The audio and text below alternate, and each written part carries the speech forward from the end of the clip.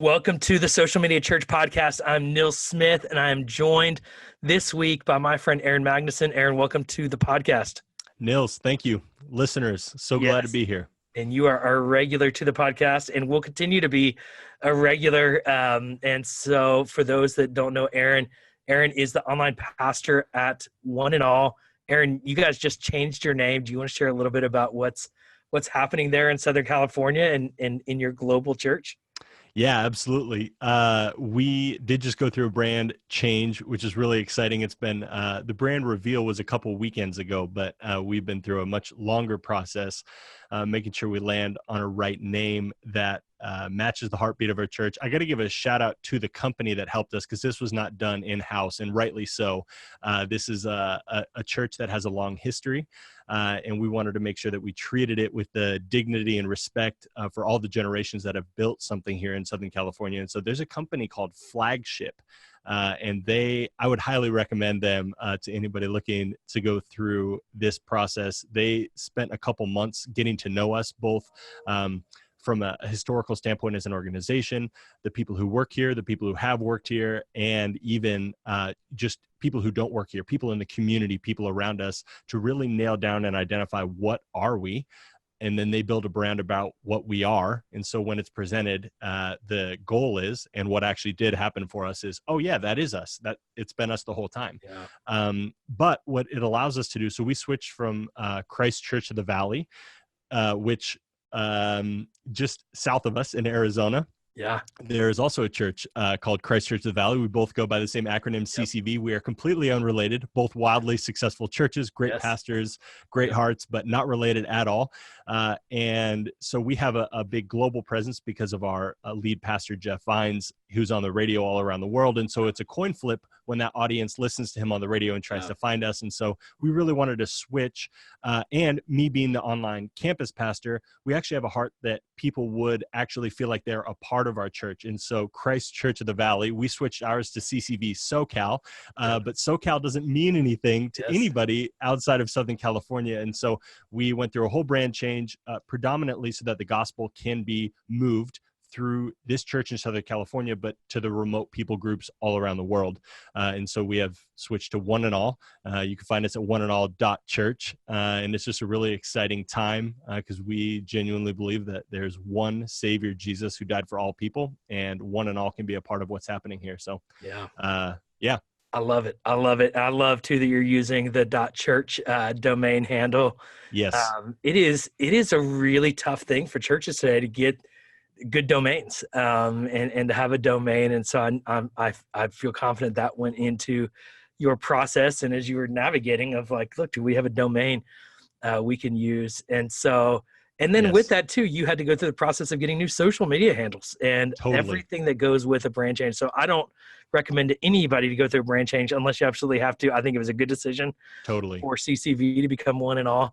And I love the new name, but I also know the pain that has come with it. And you talk about finding the handle and everything, and even the website. One of the interesting things for us, particularly about our brand, one of the unique things is everything is built around an ampersand, which is that squiggly little "and" symbol that you make. And so you can't have symbols or characters in any handles or in your URL. And so anywhere you find us in a handle or URL, we have to spell that out, but all of the branding and how we would actually write it in text form uses an ampersand. So it is a little bit interesting. It created some hiccups, but fortunately One and All completely spelled out wasn't really taken. And so I think we were able to get it. And then when you tack the .church on there, that's helpful as well. But yeah, you're right. We had to go through what are the important URLs, because there's so many things now. And so we relied heavily on Nils. Nils is a great, anybody that needs advice, go to Nils for all of that stuff. And so there was about 7 to 10 key ones that you said you should get. Not all of ones that we have a use for right now, but we went through years and years of brand confusion. And so we got them because we are not going to risk brand confusion or somebody taking that in the future and having it not be related to us. So yes. And when I was at Community Bible Church, I think we owned over 100 domains as a church because we bought every single pastor's name, or at least all of our teaching pastors' names. We bought all of our in their .org.net, because we also didn't want anybody impersonating, our Totally. pastors, and That's actually bought smart. handles we thought we'd never use, and we set most of them up to forward to our primary domain. But I just think it's so inexpensive to buy a domain if it's not already used by somebody, and Totally. to just own that is highly valuable. Well, Aaron, we're going to talk in this episode about Instagram. Yes. Instagram is the social network that I hear about for most church leaders of how do we what do we do with Instagram? How do I grow my Instagram? I go to Hillsong Church. It's Hillsong's primary communication platform. If we need to know where church is this Sunday, and we're a mobile church, I check Instagram. If I want to know where the kids are going to be, I check the Instagram. I get updates after church about what my kids learned on from Instagram. That's awesome. It So is a how many different handles do you have to follow to so get all of that information? practically I would say there's two key handles: Hillsong Okay. NYC, I think that's what it is, the Hillsong Church, That's right. It and is. then Yeah. Hillsong Kids NYC, or Hillsong NYC Kids. Nice. And those two handles give me everything I need for that. Now I'll tell you where I get the most is from following Carl Lentz or Nathan Finocchio or our various pastors that have Instagram. So I feel connected to these pastors that I also, because we're such a large church, don't personally interface with, but it's such a key tool for our church Yes. to connect. And so I think as we look at Instagram, there's a lot of functions and features of Instagram, and I think it's one of the things that it's been a simple platform that has become complex without people realizing it. And so people would often say Facebook is too busy. You've got too much going on, and there's too much in the news feed and messages and the news feed and events. And but you look at Instagram now, and you've got posts, and you've got stories, and you've got live, and you've got IGTV, and you've got direct messages. It's now become pretty busy. I'm curious from your perspective, what do you now we're looking ahead now to 2020. What do you see ahead for Instagram, and where should churches prioritize their investment in this platform? And do you think it's going to continue to grow, or where do you see this going?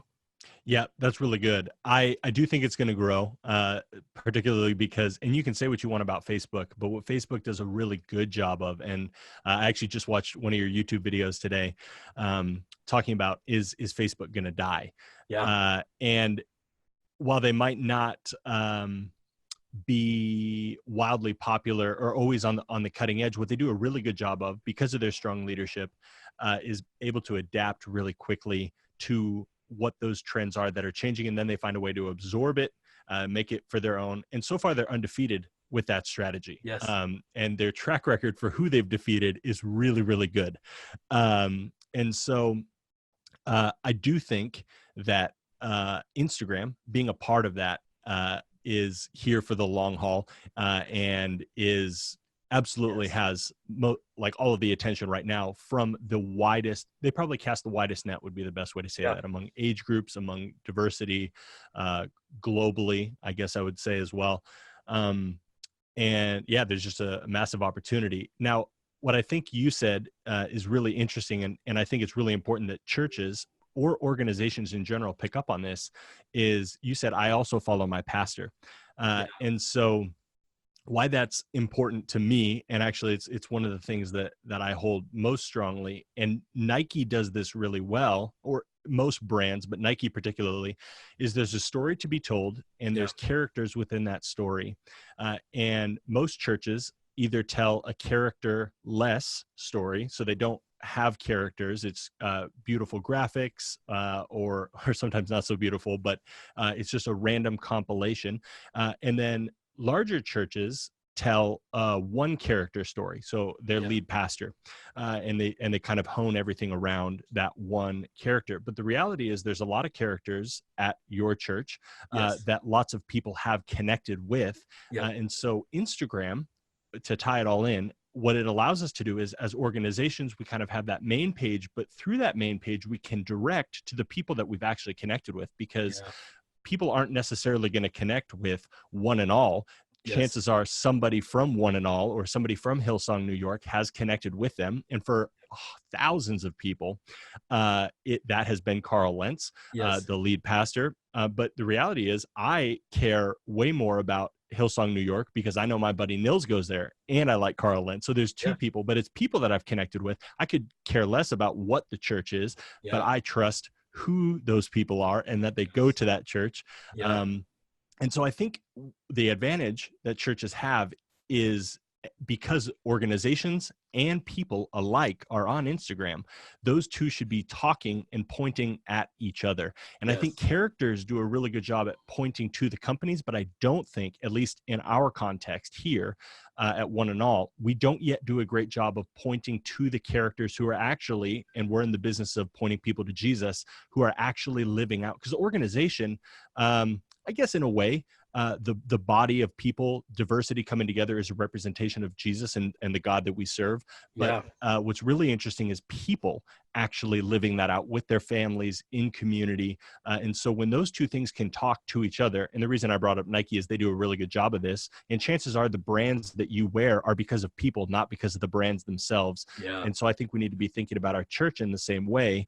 And when our characters are on Instagram, sharing stories throughout their day, living out what it is to follow Jesus, it's just a really great opportunity for both of those to point at each other. Yeah, man, 100%. I think so. At the end of the day, this is, I think, the moral of the story is Instagram's not going anywhere. Yep. It's probably only going to gain more popularity in 2020. So let's dig in and let's be very strategic on the platform. There's not a magic bullet. Let me just say that as a consultant who's lived in social media world, there's not a magic bullet to grow your Instagram. The key is good, consistent engagement, steady content, build relationships.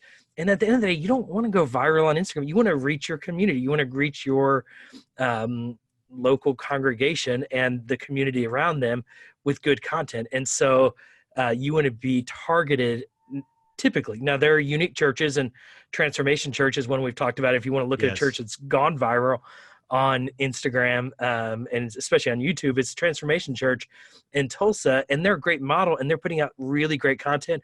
But I would say that they're practically the exception, not the norm. Sure. So what I want to do, Aaron, is I want to just let's talk about all the pieces and let's just throw out some ideas as to how a church should use these functions on a week-to-week basis to engage their community on Instagram. First, let's actually just talk about the profile. So when you think about how you Yeah. set up your profile of your description and your profile image for your church, what would you say are some of the keys that a church should prioritize in their profile? Yeah, and I don't even do a good job of this, but you can kind of have like one of the first things people see now are those story archives, and so at the Yes. top you have the little bullet points, and I just think that Instagram has always been visual first. They've done a Yes. great job of figuring out the very best way to adopt video into an image what started as an image heavy platform, and that right away, even more so than just hitting a couple scrolls, is actually being able to see in story form some of the most important things about your church. I should look right now. I couldn't tell you what ours are, but I know that our social media manager, Marjo, she does a great job of keeping that updated. But you were specifically referencing the bio. And so I think probably really Yeah, good and things that's to in the have in bio. there. That's a great call out. Is there's you can save those stories Yeah. essentially a part of your bio. And I've And seen some just churches give do people a like taste. an invitation to your church where you have a series of stories that you save there as an invitation to the church or message clips. I think that's a great call out to maximize that bio. Yes, because it's quick and people get a real good flavor. Well, if you do it right, they'll get a real good flavor of at least what you're portraying yourself to be, which is hopefully who you are, and then Yeah. they'll be able to make a decision really quick. But I think the keys have to be drawing them to a website, because ideally what you're ultimately trying to do is drive people down a funnel so that they can be most engaged with your church in a way that they're being pastored, and then ultimately being able to pastor through becoming a part of your church, Yeah. um, and actually meeting Jesus and living out what that means. And so your website, I would imagine, is probably top of the funnel. And shortly after that Yes. would be if you want to direct them to YouTube or somewhere else where you're doing that's driving them to deeper engagement. So you'd have probably that in there for sure. You wouldn't want to Yeah. whiff on not having your website in there. It's also a great place to throw in your hashtag. I think Yes. Yes. the Instagram bio respects any handles you throw in there, any hashtags you throw in there. So you could probably, again, go into the character thing, encourage people to follow some of your other handles, maybe brand like Nils. That's really great that New York. I know that we have we have stuff for students, for kids. Obviously we're not mobile, so there's a little bit less real-time information that's going there, but it still gives you a flavor of, oh, this is what my kid is going to experience, and these are some of the familiar faces that they're going to experience. So throwing to other handles, and if you have a hashtag, throwing that in there, because that's another great way to give people a taste. But ultimately, whether you're using words, handles, hashtag, or some of the video or picture descriptions, you're trying to give people a quick flavor of who you are, ultimately drawing them in so that they have more. And then once you've drawn them in, that's where I just can't preach it enough. You want to connect them with a character because the character is ultimately what's going to help them. Oh, this is how I actually relate to this organization, or I can relate to this organization because that person looks like me, they act like me, they're interested in what I'm interested in, those sorts of things. Yeah, I think that's key. I mean, I think, a few other tips I'll throw into the profile is thinking about search. I mean, the profile information are going to be some of the keys. So even the city, if you're in one specific city, making sure you include that in that search. Don't assume they know who you are and where you are. And then use emojis in that. So emojis can communicate a lot of words with one little symbol. And so while you're limited in space and numbers, using some emojis in there is just a fun, almost speaking the language of the internet. And I would say you don't want to change it up often, but I would say revisit it. Make sure it is clearly communicating who you are in the most efficient way possible. And revisit it and just say, are we doing this well? I will say, Aaron, just looking at One and All, so it's at One and All Church on Instagram, has some great stories saved. And the way they even use the icons where you can see them, it just is very visual and connects. And so One and All Church is a great example of how to best use that function and feature. So we got our address in there. Prioritize that profile.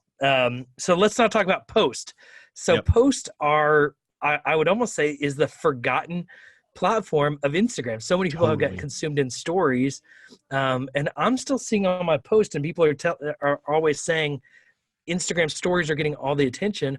Well, I see about 5 times the engagement still on my post in comparison to my stories, at least of recently. I felt like they'd gotten close. And then all of a sudden now I'm seeing more traffic on my posts than my stories again.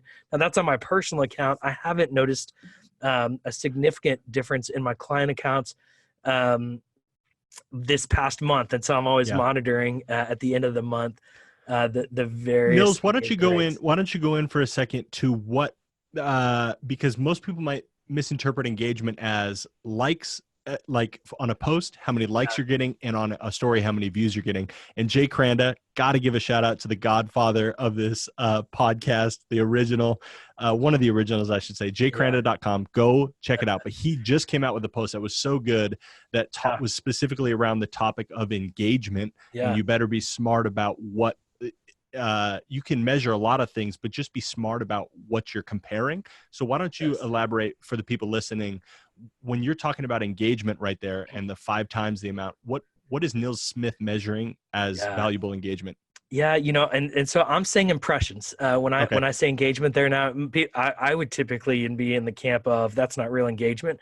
Sure. But the reality is, if you're not getting people engaging with it, they're not going to keep showing it to people. And so Instagram is going to show people your content if they see people looking at it and paying attention to it and it's stopping on it or interacting with it. And so that tells me I'm posting good content if I'm seeing impression rates stay strong and stay high. And so that's what I'm looking at. I want to catch people's attention with the content I create.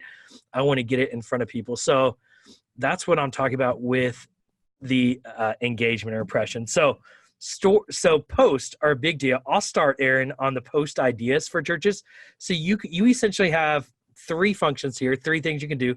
You can post an image, you can post a video less than a minute, and you can post a caption. And so you can post both a photo or video without a caption.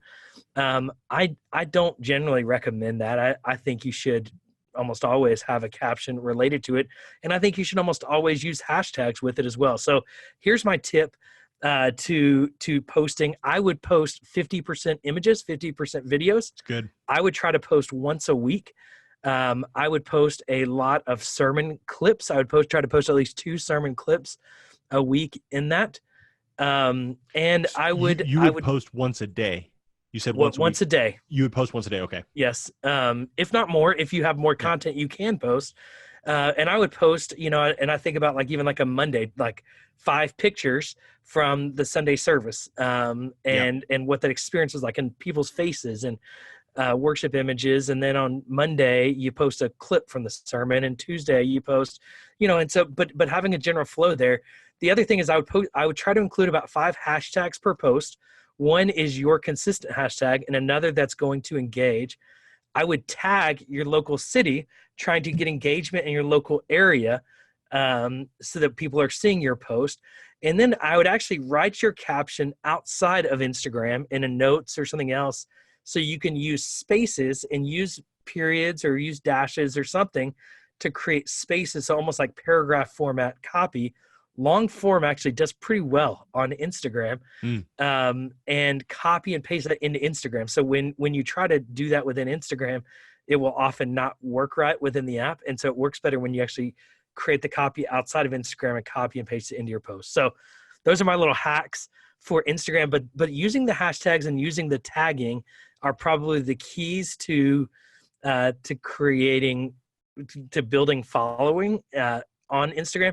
And then the other is using like DSLR pro photos and images stand out on Instagram. And so while you can use your iPhone, I think people's expectations now are becoming higher and higher. People want to see eye-catching, creative images. The other thing I would try to move away from are the Bible graphic memes. I don't think that's bad, and I don't think it's bad to post a Bible verse once a week or so. But it's just not. I think we've gotten into a groove of like posting the mountains with the Bible verse over it, over and over and over again. And I think that just doesn't engage like it did 3 or 4 years ago. I would sign off on that. Anytime What other thoughts? I just threw out a bunch of random ideas. And I would sign off on all that. I don't even know that I necessarily have anything to add to the post, because I would say I'm one of the people that has slowly started to forget that is a medium on Instagram, is posting pictures. And so I've tried to be much more intentional about that on my personal page, with the things that are referenced in my bio, predominantly my family. I really want to elevate the people that I get an opportunity to interact with, people who are doing cool things. And so that's, but again, all face related things, not so much images or graphics. But to your point about memes, anytime in my feed I see a meme, I call that like, that's breaking the cardinal rule of social media. There's just like a little part of me that dies when I see that in there, where it's just like, not only was there no creativity, it was probably stolen from somebody else, and it's not using the medium, which is an image, appropriately. And so it just feels spammy. Even if it gets a quick laugh, like it just feels spammy, because what I would have preferred is your face in the meme, or you doing a video in yours, even when people post it in their stories. And so if I feel that way about somebody that a person that I enjoy, I'm going to feel that much more about it if an organization or a church, it just really looks lazy, because then I know that there was probably at least 5 people that passed on the opportunity to do something more creative. So I would even go into the space of saying that just even a beautiful graphic, so not something that is closer to a meme, but even just like a beautiful Photoshop graphic of something with text over it. I don't even really want to see that on Instagram. I want to see somebody telling it to me in a video form, or I want to see it maybe pasted over a character that I've related to. So that might be your lead pastor, that might be a worship pastor, whoever I've connected with. I don't want to see a graphic. I want to see people. Yeah, I agree. And I think it's it gets complicated in posting photos, and some of it is seeing what engages people. But Yeah. and I found this with my post, the closer a person's face is in an Instagram post, the more engagement I get. So if I'm showing a crowd, I get very little engagement. And if I show a selfie with somebody, or even a selfie of myself, get almost twice as much engagement. People like seeing faces. People connect with people. Yes. And I think the more you can do that. Now, this is a challenge because you probably can't post a photo of every single person in your church. So it Right. gets complicated of who do you post, how often do you post. Sure. But I think getting creative with some of those things, or even posting, something about childlike faith, and you should post a picture of a Yeah. child that you have permission to use, Of course. there of your church, and probably a staff kid or something. Yes. But I think getting creative with it. Let's get into Yep. stories. This is the hot part of Instagram. Instagram Totally. stories. I think a lot of people feel like, oh, it's just I've got to keep up. It's always going. Yeah. What do I do? And you live in Instagram stories, so I think It's you true. understand this space. How should a church, and I'm thinking a smaller church that doesn't have Yep. a big staff, what do they do on Instagram stories? How do they maximize that medium? Well, this is a great question, and I've only been sitting in this role at One and All for about a year, but I spent 5 prior years at a small church in Oregon, the Grove. You can follow them on Instagram. I think they're still at Albany Grove, but they're a church of 300. They meet in a middle school, and while I don't do the social media stuff here at One and All, I was more predominantly doing social media stuff there. And so one of the things, and this is going to go back against what I just said a couple minutes ago, but one of the things that I did is I did quick little devotionals every day. And so there was using the Instagram text feature, because that had just come out. And so I was trying to take advantage of that. So overlaying an image, just some Bible text of a verse, because what I wanted people to do was to be able to have a moment of quiet time. And if they weren't going to go into the Bible app, I knew they were going to be on Instagram. And so I wanted to give them a moment of devotional before they started their day. And so it was a verse. It was a moment of meditation, a quick prayer to pray, and then encouraging them to let us know through another feature where you can write stuff in. Instagram uses it to pose a question, but I just had people, hey, if you have thoughts on this, would you write it so that we can share some of the thoughts? But that was a quick and easy thing to do. But it's that stories is where you can easily utilize the tools that Instagram gives you. And if there's a new one, just try it. However, you can use that in your context. Yes. But that is where you can really do quick information, like Nils was talking about. I'd imagine that's probably where Hillsong New York uses conveying their information, particularly on a Sunday, through the stories. But have somebody, I guess my rule for stories would be use that to highlight characters. It's a little bit less polished. It's a little bit more off the cuff, because even though it's not a live video, people are assuming that you're doing it in a live sense, one take, just filming somebody. But this is a great space my rule of thumb is, okay, I can show them or I can walk them through it through a video. And anytime I can do it with a video of me telling it, of somebody telling it, I take that route. Sometimes that's not the best. Sometimes a picture is better. But if you can get video in there, and if it can be a talking head, that is a great way to keep people engaged. Yeah, I totally agree. I think, there's a church here in New York, Church of the City, New York, that's worth following. They do a really creative job of doing this kind of daily devotionals like you were talking about. Yep. I think that's a great use of the stories feature. I think it's a great use of on Sundays when you likely have a lot going on to kind of tell the story of Sundays. Yes. But if your church, or if you have a lot of big Wednesday program, or youth on Fridays, or whatever it might be, I think it's a good way to literally tell the story of what's happening in the life of the church in different areas that people aren't maybe aware of. But I think it's also a good way to stay engaged daily. Of people are just watching that in their passive engagement to mix in scripture, mix in meditation. Yes. I think that's a genius use. Now, I think the key to all of this, and what I feel like we keep communicating, is start posting and Yeah. see what engages your congregation. Yes. But I think if you can create a rhythm of, look, we post this on Mondays and this on Tuesdays and this on Wednesdays, it will create a good rhythm for you. And I think that can get stagnant when you get too Sure. comfortable in that rhythm, but I think it can also help you be consistent. And so when you're consistent, I think you're going to see your engagement rise. And then you want to constantly push your limits of creativity and improving how you can better engage. So finding a rhythm, and I think daily helping people get into God's word, Yes. there's not much better than that. So That's I right. think that's a good call. And people are going to be there. They're going to be there. And so that was an easy 100%. thing where I didn't have to think a ton. Like it was Yes. just, and I should also say this, and I can't speak for the church in New York, but the devotionals were just based off of that weekend's message. And Yeah, that's so good. I would just sit through, we only had one service at the Grove, but would sit through and I would write questions based off of that in preparation for that week. And then it's just quick stuff that people can do. And they don't even, like, the Bible app made it so much easier to be in God's word daily. But Instagram, if there's that feature on Instagram, it's even Yeah. easier because guaranteed you're going there. That's just habitual. And so, yeah, that's a great connecting people with God's word in that way. But really, it probably should have gotten to a place where maybe I was videoing these devotionals. The advantage to text, of course, is that they don't have to have sound on. So there is some thinking. But yeah, Nils, your advice is great, where just figure out what works for your audience, and you're not trying to go viral. I think Yes. that's really good what you said, and important to realize. And where we all go, how can we get the most views and the most engagement?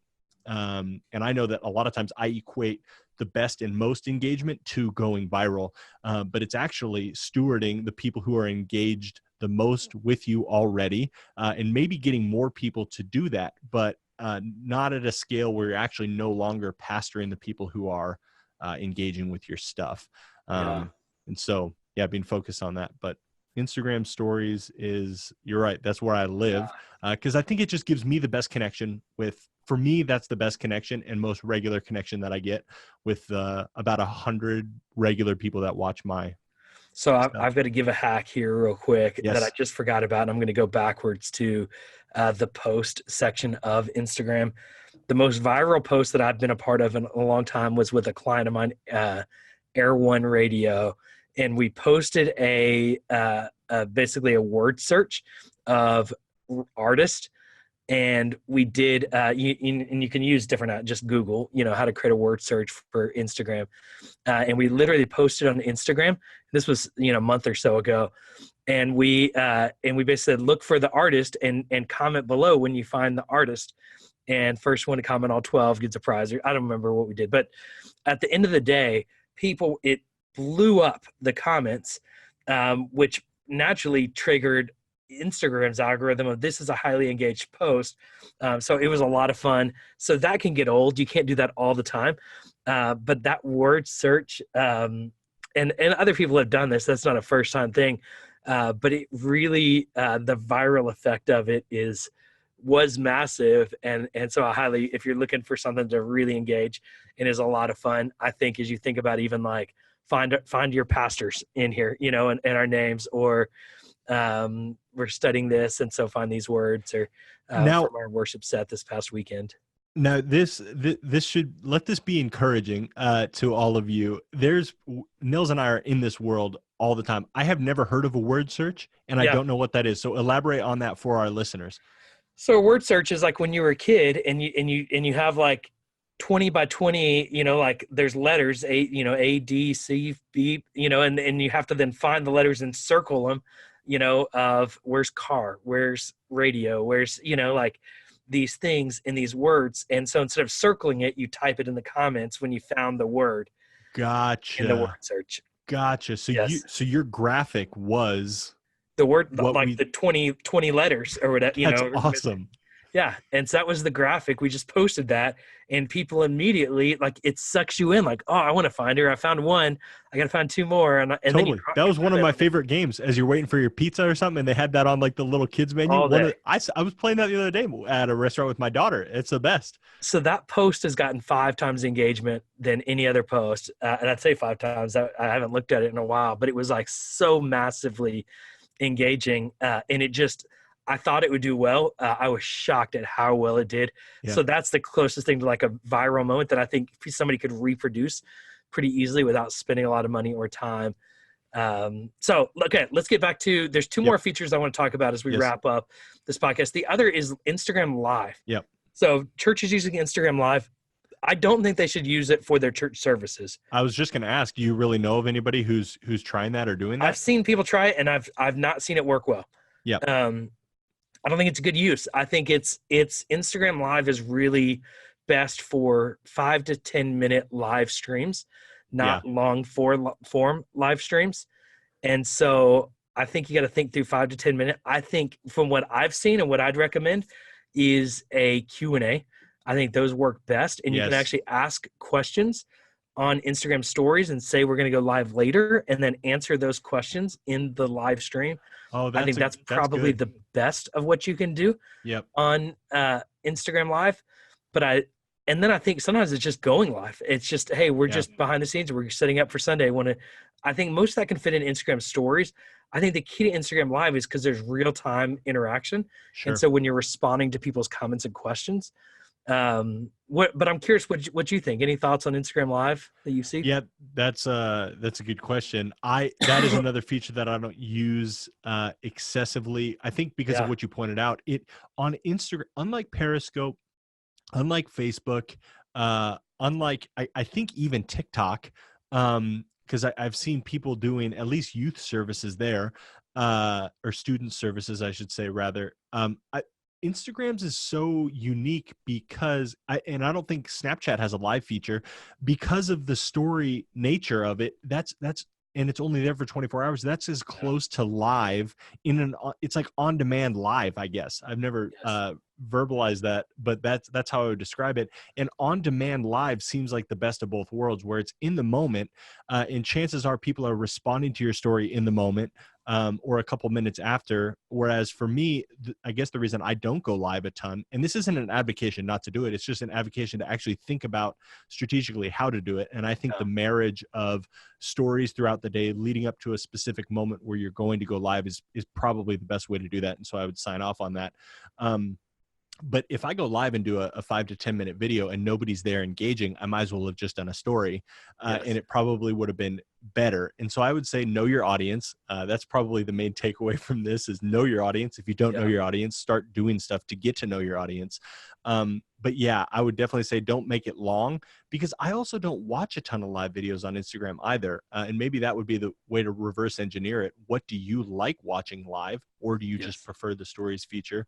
But if I'd been following a story all day, you better believe I'd be interested in doing that. Now, if there's a piece of content that you're going to get from your pastor or your lead pastor, whoever's preaching that weekend, backstage, either before they go out or right after they went out, there's certainly something intriguing and interesting about that. But I think for people to tune into a live video on Instagram, there just has to be a hook. And for me personally, I have not mastered the hook in the water that's going to get people to tune into a live video on my page. And I don't think our church does live videos on Instagram very often, but it's a unique medium that needs to be well thought out. Yeah. And I think at the end of the day, I mean, I would say, look, if there's a feature in Instagram that I don't think you need to invest a lot of time in right now, it's Instagram Live. Yeah. I think a lot of people, like, you needed to go all in on Facebook Live when that was big, or Periscope was a unique opportunity. I don't think Instagram Live is a massive opportunity. I think it's something worth tinkering with, and maybe you go live once a month. But I wouldn't put a ton of eggs in the Instagram Live basket. I would put them in the stories and the posts, and make sure your profile is well set up. And actually, there was 2 features. I said left over. I think there's actually 3. Let's talk IGTV. Yes. IGTV was the future of long form video on Instagram, and then it was dead, perceivably. And then they went from just long form vertical to now accepting horizontal. And then they integrated into, you can watch the first 59 seconds on an Instagram post, and then you have to watch more. Yes. What's your take on IGTV, and is this going to grow? Is it going to fizzle? Where do you think this is going? So out of all of that progression, I think Yes. the tipping point for them was when they started allowing it to be a post, Yes. because you start watching this video and it's got the little Instagram TV thing in the bottom, which Yep. nobody noticed at first until you were upset that the video stopped. You're like, wait a Yep. second, how does it end? And it's like, well, great, come over to our Instagram TV and you can figure Yep. that out. Yeah. And so that, and your feed got another piece of content. And Yeah. so naturally, you and I are massive Gary V fans. Naturally, Gary V capitalized on this right away, and started doing creative. Well, he first of all realized, okay, my videos need to be square now, not Yep. completely vertical. And so 9 by 16 or whatever that is. Yep. And so, but he got another piece of content. And so as you're going through people's feeds, and he was able to do a good job of putting text over it as well. So it almost looked like a meme, Right. ironically going back, but it's a really great piece of video content. And so I think IGTV is winning because of that and will continue to win because of that. However, if your video, and I would say also the videos that I started posting, which were my vlogs from YouTube, in vertical form, when they started getting way more views when they were going into my feed as a post, not just living in this random wasteland called Instagram TV. Yeah. And so I think as long as you can make it engaging and maybe think about where that cutoff is, think Yep. about three things. Think about what is some longer form content that you can post on there. Yep. How is it going to capture people's attention in the feed as a square image? And then that cutoff point of, are people going to keep watching after 59 seconds Yep.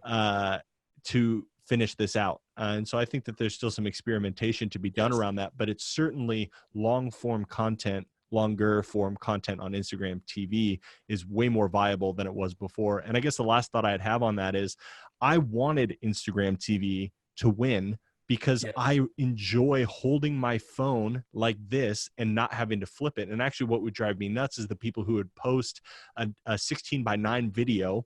They would reformat it so that it would just be sideways so that you would Yes. have to turn it sideways. I'm like, dude, you're hacking the system. I don't want to Yes. hold my phone that way. Yes. And so I think it's interesting. And as vertical video continues to find its space, whatever that is, and however that looks, Instagram TV could really win. But the fact that it's in your feed, I think makes it a win and gives you another piece of content to post. Yes. I totally agree. I think it's going to continue to grow, probably not massively grow.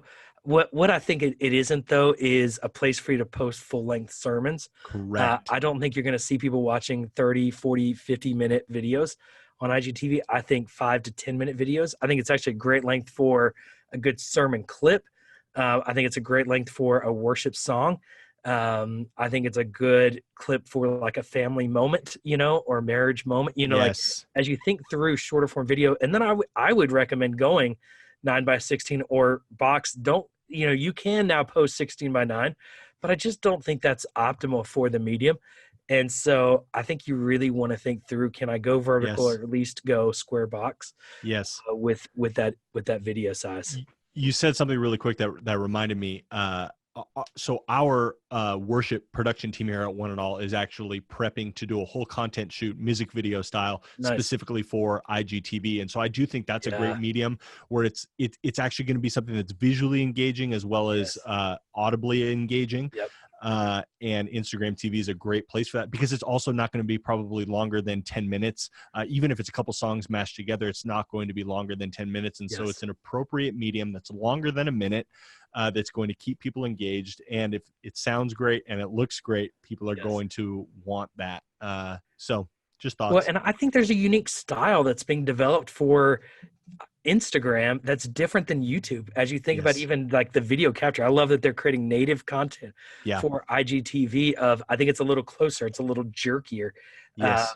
There's just a unique style, I think, that's starting to be seen. And as we're creating unique content for each platform, leaning into that and just saying this was made or clearly made for Instagram, it's going to engage better on the platform. Yes. Here's the last thing that I want to talk about is DMs on Instagram.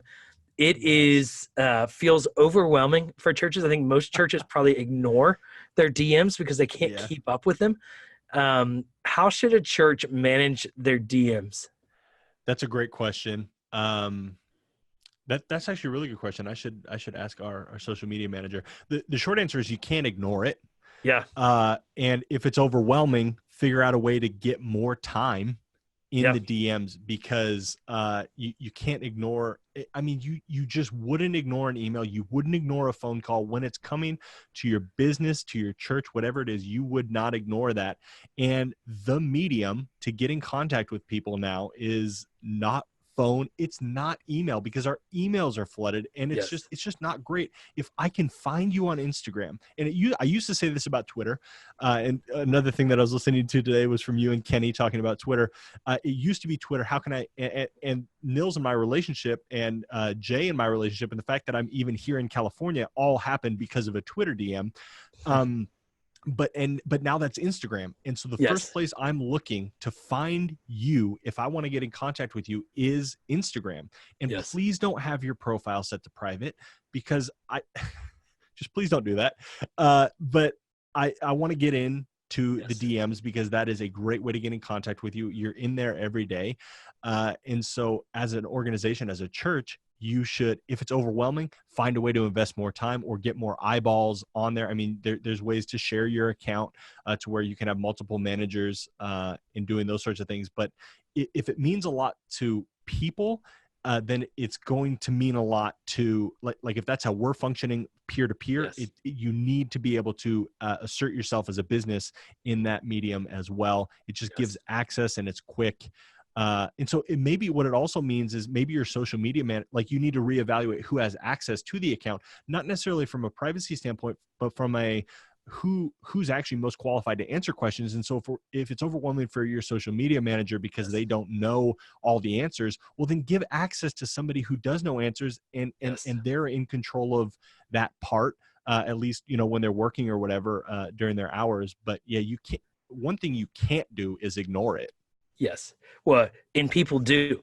So I would say maybe you can, Yeah, well, but sure. you're missing an That is incredible that is opportunity. an option. And at the end of the Sure. day, I think it's the most important part of social media. And so when you Yes. think about who's managing your social media, people often think, I need a videographer, I need a graphic designer, I need a Yes. creative. But what you need is somebody who is going to effectively do ministry. And then Yes. they're going to use creative assets to engage. Now, there's a lot of pieces to this. And I think we all get it. If this is complicated, there's a lot of pieces to this, and Sure. it's going to require probably more than one person. And Yep. most of this can be done by volunteer, but Totally. don't engage people and then ignore their comments and That's ignore their right. messages and direct messages. I'll tell you, Hillsong does a great job of this. Is if we're confused as to where do we drop off the kids, if I DM, within minutes, we get a DM back on Dude. Sunday mornings because they've got somebody actively responding right Yes. there, because they know Sundays is when people are looking and asking questions.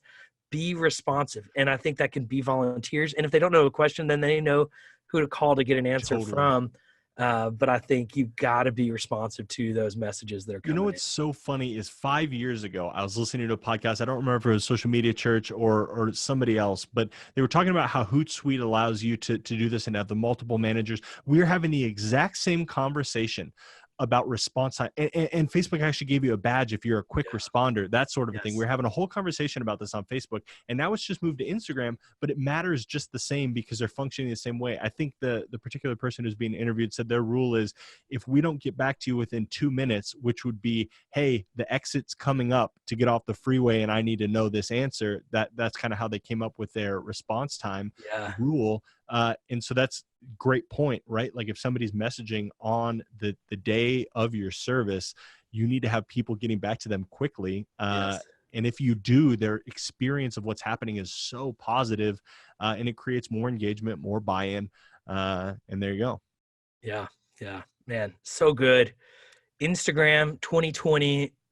Your church needs to go dominate Yes. Instagram. Go follow us. Aaron, how can people connect with you on Instagram? Let me say one more thing about Yes. Instagram really quick. What I find so interesting is, and Nils and I were talking about what should we talk about? And Instagram's the right thing to talk about. And if you want to listen and get baptized briefly into TikTok, listen to the episode just before this. It's very worth it. Justin Dean's got some great insight. Nils brings some great insight. But what I find fascinating is that the two platforms that TikTok throws to are Instagram and YouTube. And the reason I bring this up is because if something like TikTok is valuing Instagram that way, Instagram is probably really important. And so you should be present on Instagram, because there are things that are first throwing now to Instagram. It used to be Twitter. It used to be somewhere else. Now it's Instagram. Your handle is, when I see a handle, I'm assuming that's your Instagram handle. And so it's really, really important, especially as new things are coming out. They're still kicking back to Instagram. So make sure that your Instagram is your home base. It's strong, all of those sorts of things. It's worth investing in because it's not going anywhere. Those sorts of things. So it's a big deal. And I think I'm in agreement. I think in 2019, I would have said Facebook should be your home base. But I'm maybe at a point where I'm saying for 2020, Instagram should be your home base when it comes to social media. And you should have a Facebook page, which should be your front porch. Yes. Facebook group, which should be your living room. But I think your Instagram account can be your home base and front door. Invest the majority of your energy. Think about whether it's a person or organization. You, Nils, and me, Aaron, are going to check out your Instagram to get that flavor, to get just what we talked about at the top of this podcast, the flavor, everything from your Instagram, because it's visual. There's also video, and you're going to connect with some of the characters that are there. I think that puts a nice bow on it, but I do think that's your front door. It's not Facebook. I'm not going to Facebook to search for stuff. I used to, but now I'm going to Instagram. I want to see if you're there. And if I can't find you, that's frustrating to me, because then I have to search somewhere else that's going to be less informative about who you are. So good. So good. Well, we want to challenge you on that. Yes. Thanks so much for listening to this episode of the podcast. If you have any thoughts, send us a message. Go to socialmedia.church. Leave us a message there. Check out our other episodes. We've got show notes there. You can follow us on Instagram. You'll have our handles there in the show notes. We appreciate you listening. We hope you'll leave a rating and review on Apple Podcasts or wherever it is you're listening, and share this podcast with a friend.